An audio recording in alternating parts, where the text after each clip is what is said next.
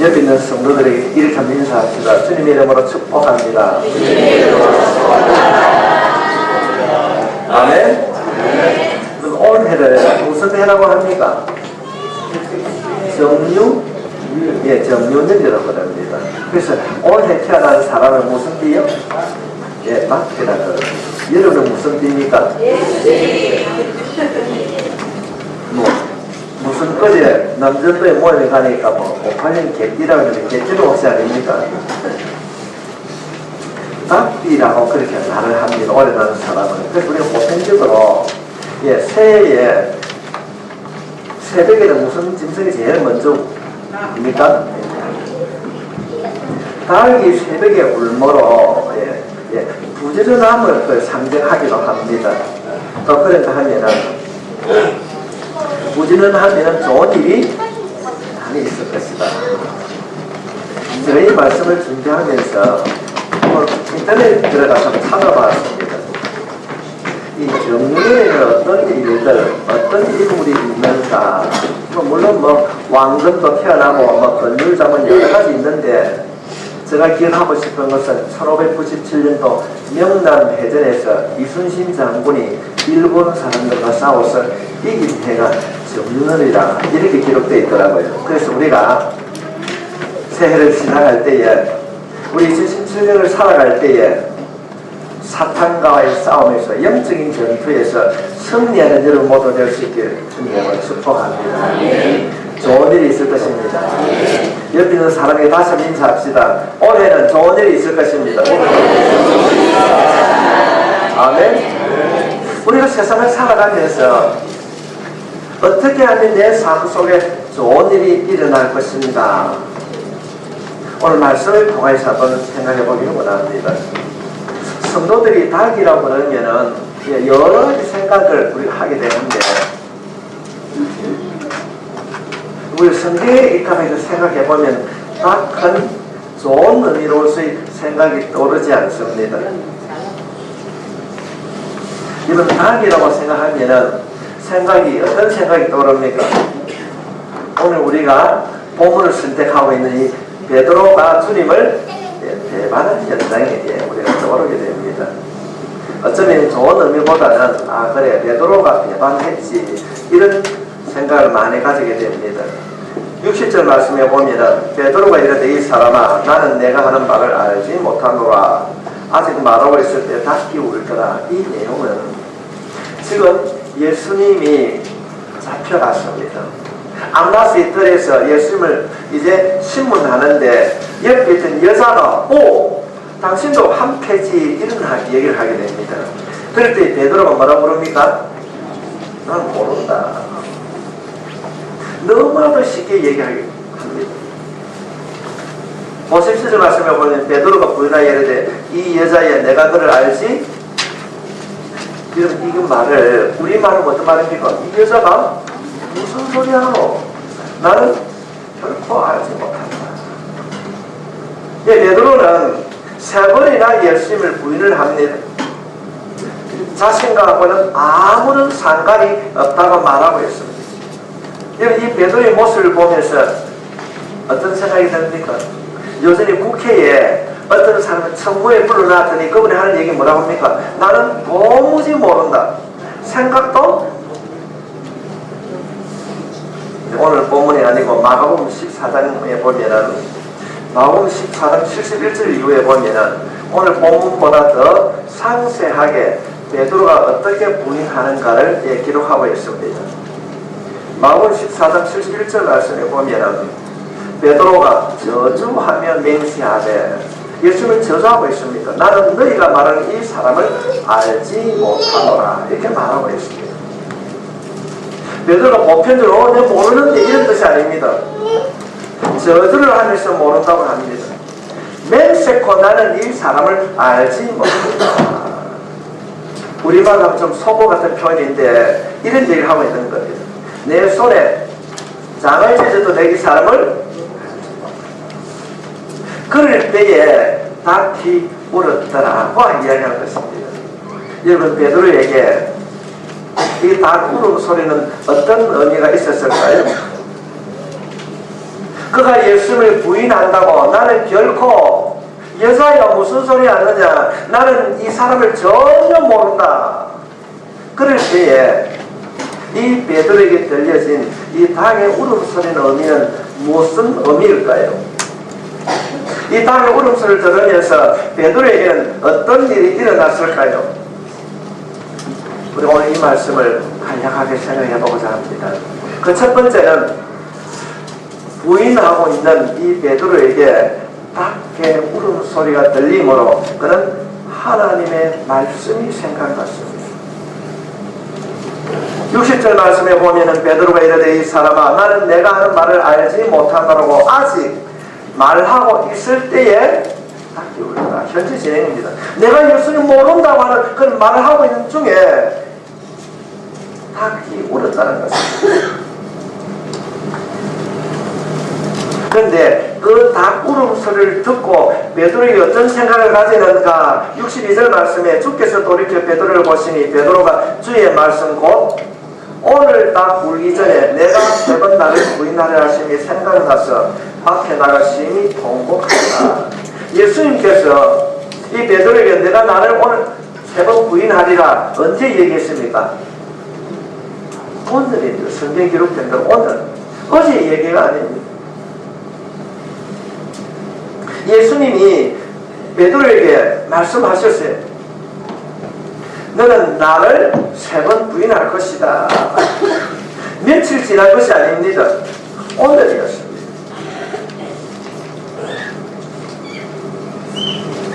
예수님께서 주님이 잡히시고 십자가에 못 박혀 돌아가실 것을 아셨습니다. 그래서 제자들에게 내가 이렇게 로마 병정들에게 잡혀서 내가 죽을 것이다 하고 이런 이야기를 합니다. 그럴 때에 듣고 있던 베드로가 어떤 얘기를 합니까? 예수님 결코 그런 일이 일어날 것이 아닙니다. 우리가 누가복음 22장 23절 말씀을 보면은 예수님 내가 있는데 주님은 절대 그런 일이 일어나지 않습니다. 나는 예수님이 옥에 들어가도 같이 갈 것입니다. 그가 말하되 주여 내가 주와 함께 옥에도 죽는 대로 가기를 내가 각오하고 있습니다. 나는 결코 배반 안 할 것입니다. 이런 이야기를 했을 때 주님이 들으시고 베드로야 너가 오늘 나를 3번 부인할 것이다. 여러분 베드로가 얼마나 열정의 사나이입니까? 주님 그런 일이 일어나지 않습니다. 주님이 죽으시는 그 현장까지 감옥에 가는 그 현장까지 내가 가겠습니다. 그 이야기를 듣고 주님이 말씀하셨어요. 베드로야 내가 오늘 나를 3번 부인할 것이다. 우리가 베드로를 생각하게 되면 굉장히 충성되고 열정적인 신앙인으로 보여집니다. 그러나 오늘 본문에 있는 말씀을 살펴보면 훈련되지 아니한 베드로의 신앙이었습니다. 감정을 따라 자신의 감정을 따라 내가 죽을 것이다 했을 때 아닙니다. 나는 주님과 함께 오래도 갈 것입니다. 얼마나 감정적인 시장을 보고 있는지 모릅니다. 만약에 베드로가 그가 앉아있는 그 안나스 이뜰에 있을 때에 여자가 당신도 예수와 한패라고 했을 때에 베드로의 이 마음에 주님께서 오늘 내가 나를 3번 부인할 것이다 이 말씀이 생각났다면 모른다고 아니 저주하지 아니했을 것입니다. 그는 주님의 말씀을 너무 가볍게 생각했습니다. 그는 그에게 닭이 울자 닭 울음소리가 들려진자 그때야 주님의 말씀이 생각났습니다. 사랑하는 성도 여러분, 그때란 말은 툴레이란 말인데 늦었습니다. 늦었습니다. 씻을 수 없는 실수를 한 이후에 주님의 말씀이 생각났습니다. 베드로의 실수요 교만이었습니다. 성도 여러분, 지난 한 주간 어떻게 사셨습니까? 여러분이 2016년도는 어떤 삶을 살아오셨습니까? 안타까운 것은 교회를 다니는 사람들, 예수를 믿는다고 말을 하는데도 하나님의 말씀 없이 살아가는 분들이 많이 있습니다.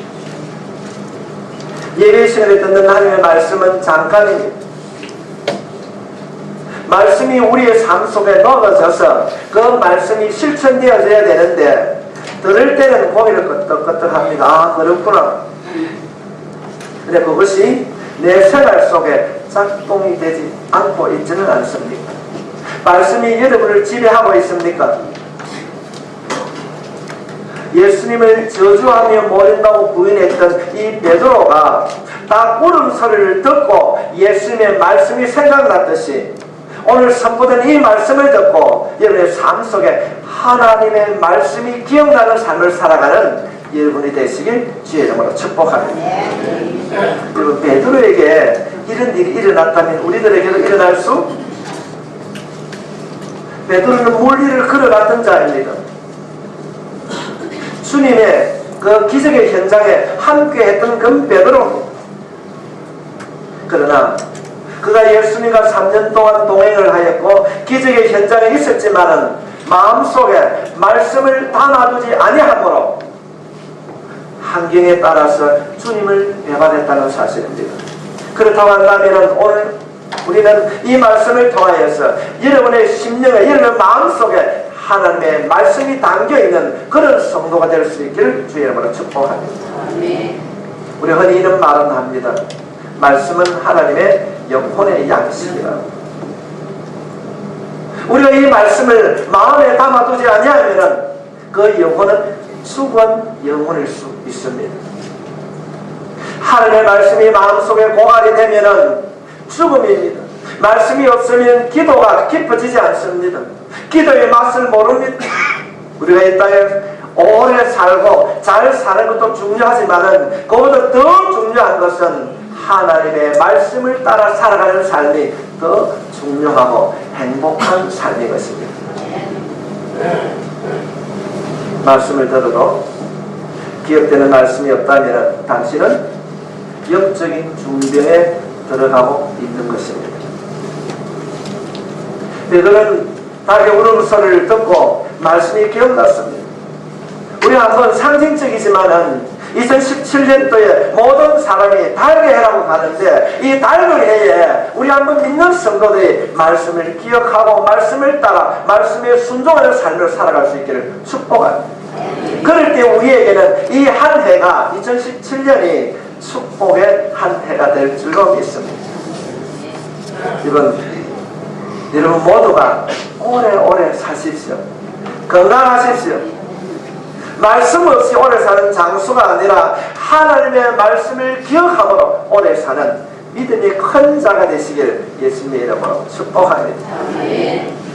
구약성경 아모스 8장 11절 말씀에 보면은 주 여호와의 말씀이 보라 날이 이를지라 내가 기근을 땅에 보내리니 양식이 없어 주님이 아니며 물이 없어 가람이 아니요 여호와의 말씀을 듣지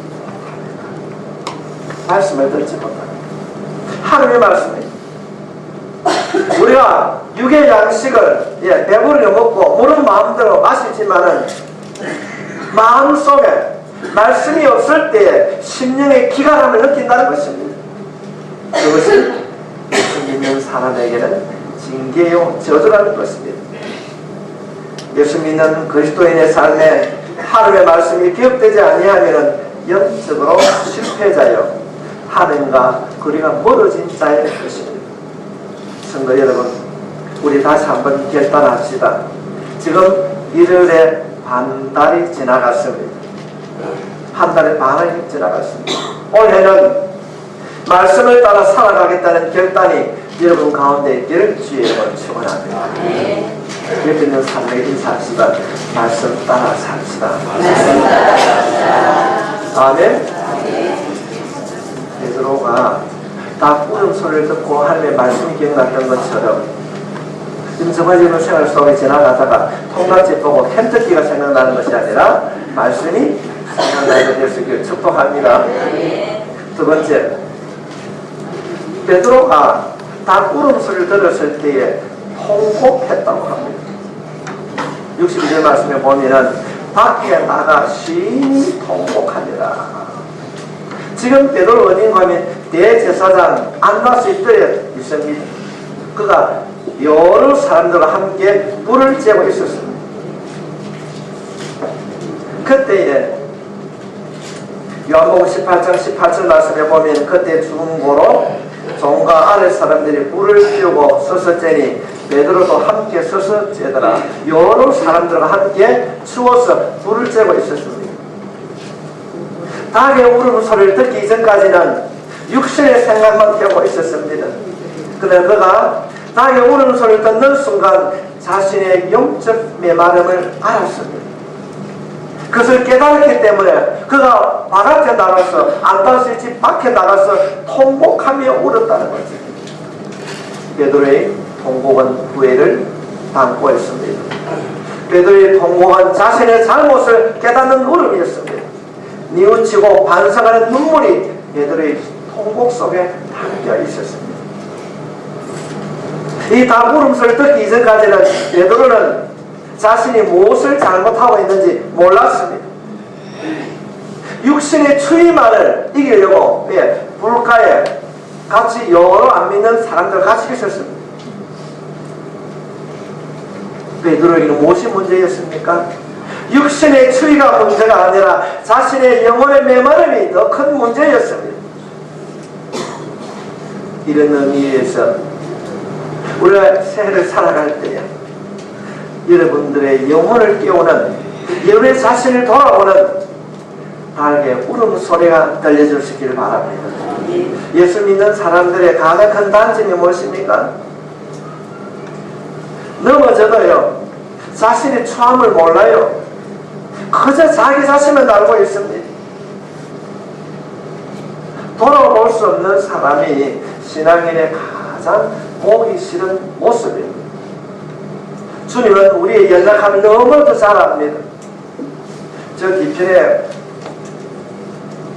가온을 저리 걸어놨는데 목사가 설교할 때 참 보기가 안 좋거든요. 여러분, 주님은 우리의 연약함을 아시기 때문에 우리들에게요 추우면 춥다고 더우면 덥다고 우리의 모든 삶을 고치시고 다듬어 주시는 해결하고 하는 주셨습니다.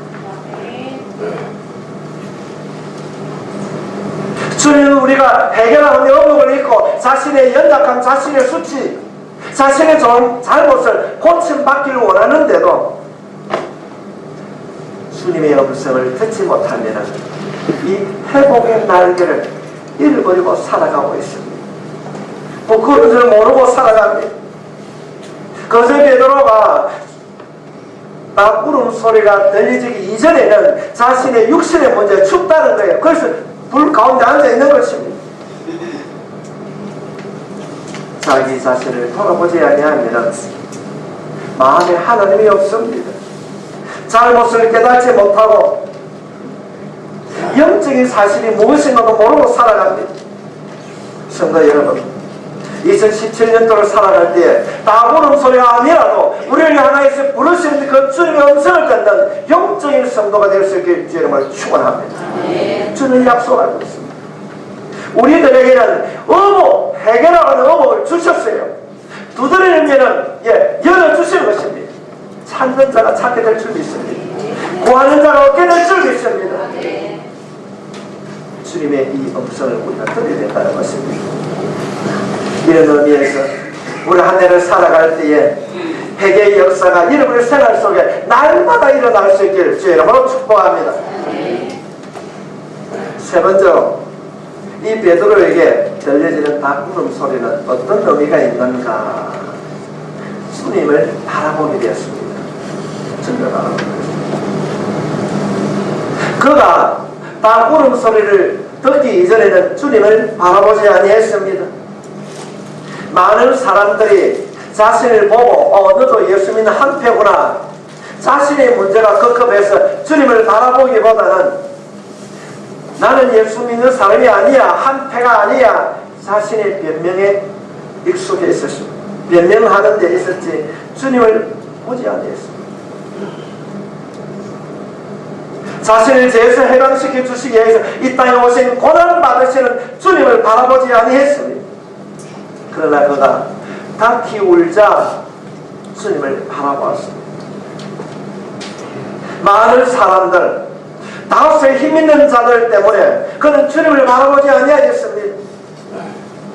예수님은 한 사람, 아주 작은 죄인의 모습으로 보였지 메시아로서의 모습을 보지 못하였습니다. 61절 말씀에 보면은 주께서 돌이켜 베드로가 주의 말씀 곧 오늘 딱 울기 전에 내가 세 번 나를 부인하려 하심이 생각나서 베드로는 닭 울음소리를 듣고 주님을 바라보셨지만은 주께서 돌이켜 베드로를 보시니 주님은 그런 고난 가운데 있으면서도 베드로를 보고 계셨습니다. 이분이 우리 주님입니다. 내가 힘들고 아프고 고난 가운데 있다 할지라도 우리 주님은 우리를 바라보고 계십니다.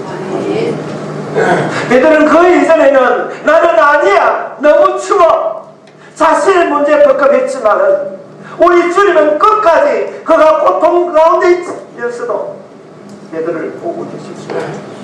주께서 돌이켜 베드로를 보시니 이 말씀이 여러분의 마음에 기억될 수 있길 바랍니다. 우리 흔히 이런 말을 합니다. 주님은 임마누엘, 우리와 함께 하시는 하나님. 그 하나님은 결코 여러분을 한순간도 놓치거나 배반하지 아니하십니다. 우리와 함께 하십니다. 지금 이 사건 이전에 보면은 29절부터 30절의 말씀에 보면은 이런 얘기를 하고 있습니다. 내가 하나님이 나에게 나라를 맡겼고 맡긴 이 나라를 내가 너에게 다 맡겼다, 그런 내용입니다. 내 아버지께서 나라를 내게 맡기신 것 같이 나도 너에게 맡겨 너희로 내 나라에 있어 내 상에서 먹고 마시며 또는 보좌에 앉아 이스라엘 12지파를 다스리게 하였노라. 그 사건 읽어보면 19절부터 20절의 말씀에 보면 주님이 뭐라고 말씀하십니까? 내 몸을 자신의 몸과 피를 대신하여서 내가 너에게 준다 새 언약이니 기념하라. 그렇게도 말씀하셨는데 베드로는 잊어버렸습니다. 주님이 말씀하십니다. 여러분, 예수님이 베드로에게 내가 나를 오늘 3번 부인할 것이라 언제 얘기했습니까? 어제입니까? 베드로는 지금 하루도 지나기 전에 그 주님의 말씀을 다 성도 여러분, 우리는 어떻게 살아야 됩니까? 말씀을 따라 살아야 됩니다. 베드로가 그런 기적을 행하였고 주님과 동행하였고 많은 것을 경험했지만은 그가 마음에 하나님 두기를 싫어했기 때문에 말씀을 따라 사는 신앙이 아니었기 때문에 주님을 말씀을 잃어버렸습니다.